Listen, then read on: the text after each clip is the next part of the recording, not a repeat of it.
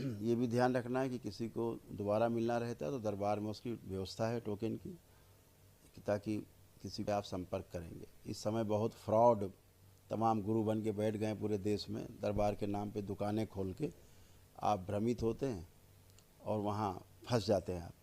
पैसा भी जाता है, आपके पुण्य भी छीण हो जाते हैं, जो दरबार के पुण्य हैं वो भी नष्ट हो जाते हैं और उसकी गंदगी आप में प्रवेश करती, जिससे आप जो आपके साथ फ्रॉड करता है और फिर आप टेढ़े मेढ़े हो जाते हैं और आपका भी नष्टीकरण होता है। उसका तो जो नष्टीकरण बेचारे का होता है हो ही रहा है, लेकिन आपका भी नष्टीकरण तत्काल शुरू हो जाता है, पुण्य पूरे ही छीन जाते हैं। ऐसे तमाम लोग गुरु बन के सक्रिय हो गए हैं। तो अभी गुरु शब्द का अर्थ नहीं पता पूरी तरह, लेकिन सक्रिय हैं। तो सभी लोग सावधान रहें, असल की ही नकल होती है। इस दरबार ने किसी को भी कोई अनुमति नहीं दी है कि वो किसी की कोई चिकित्सा कर सके। इस बात का हमेशा ध्यान रखना है। किसी को भी अनुमति इस धरती पर नहीं है कि दरबार की ओर से कोई भी दरबार की ओर से चिकित्सा कर सके, किसी की भी। सब नकली, सब फ्रॉड और अपने रोग कष्ट और भोग बढ़ाने के साथ साथ दूसरों के रोग कष्ट और भोग बढ़ा रहे हैं। परिवार के लोग मरेंगे, तड़पेंगे, स्वयं मरेंगे, तड़पेंगे, उनके परिवार के सदस्यों में सब स्मृतियाँ जाएंगी, गंदी संदी नकारात्मक स्मृतियाँ एक दूसरे की, और परिवार तबाह होने लगेगा। धीरे धीरे पूरा परिवार तबाह होने लगेगा। धीरे धीरे धीरे करके समस्याएं आप में बढ़ेंगी, उससे बढ़ेंगी।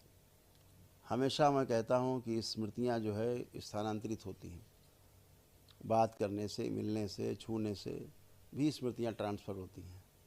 ये भी बार बार बताया गया है कि जो भोग है वो 6 प्रकार से तय होता है, 9 प्रकार के भोग, लेकिन 9 प्रकार के कर्म के अनुसार भोग 6 प्रकार से बिल्कुल सीधे सीधे तय होते हैं। बोला जाता है कि मनसा वाचा कर्मणा कृतकारित अनुमोदित। तमाम लोग इस तरह के जो लोग सोचने मात्र से भोग तय होने लगते हैं, भोग बनने लगते हैं, और किसी को करने से, हाँ हाँ बहुत अच्छा कर रहे हो, बहुत अच्छा कर रहे हो, या शामिल होने से भी भोग बनते हैं। इस बात को ध्यान रखो। दरबार इसको शुरू से कहता चला आ रहा है। तंत्र दीक्षा में तमाम ऐसे भक्त हैं जो भ्रमित हैं। मैं बार बार कहता हूँ, शक्ति सबके पास है जो दरबार से जुड़े हुए लोग हैं, लेकिन उस शक्ति का अभी सदुपयोग करने का आपका समय नहीं आया है।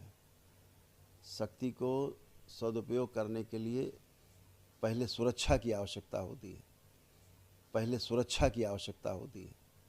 आपके पास तलवार है लेकिन ढाल नहीं है, आप कहीं के नहीं, कहीं कोई युद्ध नहीं जीत सकते आप, सिवाय आपकी मृत्यु